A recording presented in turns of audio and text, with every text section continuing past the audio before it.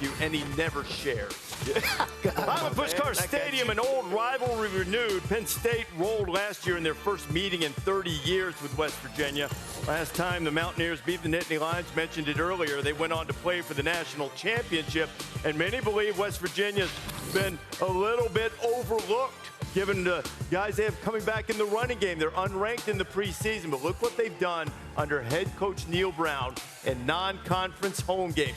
You just don't stroll into Highland Pushkar Stadium and waltz out with a victory, especially after the Pat McAfee show has been in Morgantown. We see Neal Brown joining us, Pat, and it looks like he's recovered from your visit. Yeah, Reese, obviously yesterday was something very special. And Coach Neal Brown, thank you for the ice-cold beers about halfway through that show yesterday. I certainly loved them, but let's talk about it. Yesterday, it felt like a Super Bowl was happening in Morgantown, West Virginia. I assume that energy has continued. How do you feel about the anticipation of this home opener in Morgantown, West Virginia, Coach?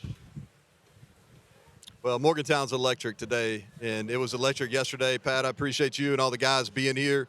And West Virginia football was on showcase yesterday, and it's going to be a great day here in Highland Pushkar Stadium as well. Coach, Garrett Green, I had a great year last year as a runner. You guys ran the football as well as anybody in the country. Has he continued his development so that you can have a little more balance in your offense, maybe make a few more plays, explosive plays in the passing game?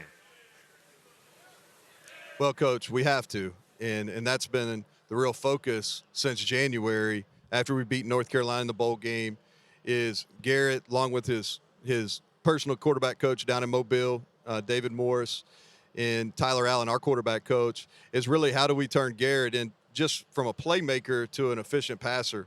He throws the deep ball as well as anybody in the country, but we've got to be more efficient in the red zone and on third downs. And I think that's a real critical point for us as we take the next step as an offense and as a football team.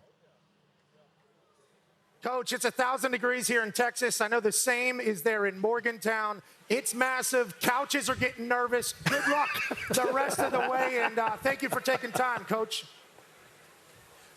Yeah, I appreciate y'all having me on, and let's go Mountaineers. Hell yeah, hell yeah, hell yeah. Let's see if West Virginia can beat Penn State. It's been a while, and you saw how electric it was, Nick, for Pat's show yesterday. Neal Brown, what he anticipates. You understand what a big game in Morgantown is like, especially against these guys. Well, you know, there's only a few memories that you have as a kid that are kind of lifelong things. And when I was a young kid, maybe 9 years old, my dad took me to the Penn State, West Virginia game. And the greatest anticipation of my life, I was to see Penn State and Joe Paterno run out on the field. And I still remember that like it was yesterday. So I'm a Mountaineer at heart, and I'm all for the Mountaineers. And I always root for the Mountaineers. But that memory of Penn State's great team running out the tunnel is something that's always stuck with me. It felt alive yesterday in Morgantown. It did feel like the old days. Honestly, I think it had been lost there for a little bit, and then all of a sudden you feel this energy that this team that got resetted last year at the end of the year with the way Garrett Green ran wild and that team kind of took into West Virginia hospitality. This is a big one, and I know Coach James Franklin has a hell of a team. But what he's facing on this offense in West Virginia, he did not want to see week one. Let's go to some film, shall we? Top 5 rushing attack for the West Virginia Mountaineers last year. C.J. Donaldson Jr. was hurt all year. He's back healthy. Wyatt Milam, going to be an All-American left tackle. Watch him take a human and put him through the core of the earth. Now, will he be able to do that with a Big Ten pass rusher, especially the #1 rush defense in the country? We shall see with Penn State. You got any playmakers? Jaheim White, he is electrifying. He sees the hole, he hits the hole, and he's not scared to break some tackles. You got 4 guys around him. What's that mean? Nothing, especially in Morgantown, West Virginia. Would like to see him score a touchdown there, obviously. That's a little bit of a bummer. But first down, and see who the first person with him celebrating? Garrett Green. He is the straw that stirs the entire drink. He can throw a little bit better because the work he had with his quarterback coach, but when he's on the ground, he's running wild, brother. Great vision, good anticipation, great athleticism, and he's the one also, and I think everybody on this particular desk understands this, he's the one that's hosting the chemistry, camaraderie building cookouts with the entire team. He's an incredible leader. They're all bought in. And I know the fans at West Virginia have been drinking since 8 a.m. yesterday. They're excited for that ball to kick off in Morgantown for sure. I want to see if Penn State's offense can move the ball against West Virginia's defense. West Virginia's offense getting a lot of love right now, but how about their defense? Will they be able to stop Drew Aller? Now, last season, he did not go vertical. About 28% of his passes were thrown at the line of scrimmage. So he's going to have to go vertical. They have 2 running backs, too.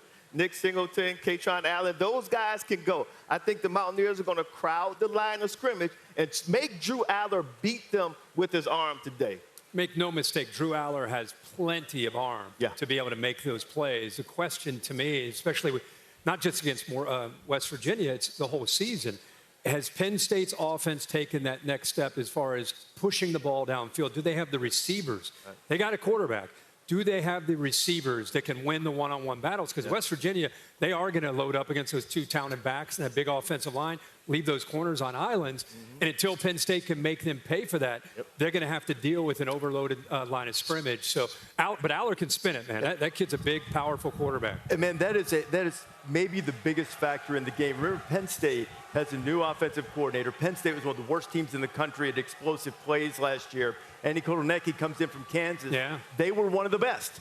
Can they implement? They also have a new defensive coordinator, Tom Allen in from Manny Diaz. And new special teams coordinator. You're talking 3 new coordinators up there. Penn State. Penn State plays good defense. And they're going to force West Virginia to have to make more plays than just running the football, I think, in this game to have success. Low scoring. Feels like a low scoring game. West Virginia's lost its last 3 season openers. Relax. Whoa.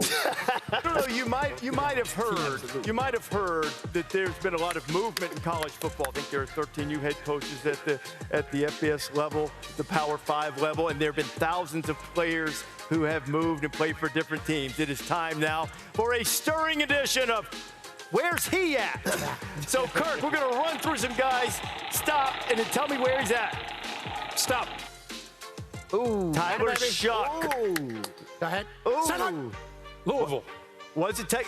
That's a winner. We got a winner. Tyler Shuck is now the quarterback of the Cardinals. Wow. Des, you're up. Stop. Ooh. Former Navy head coach Ken Niumatalolo. Let's see.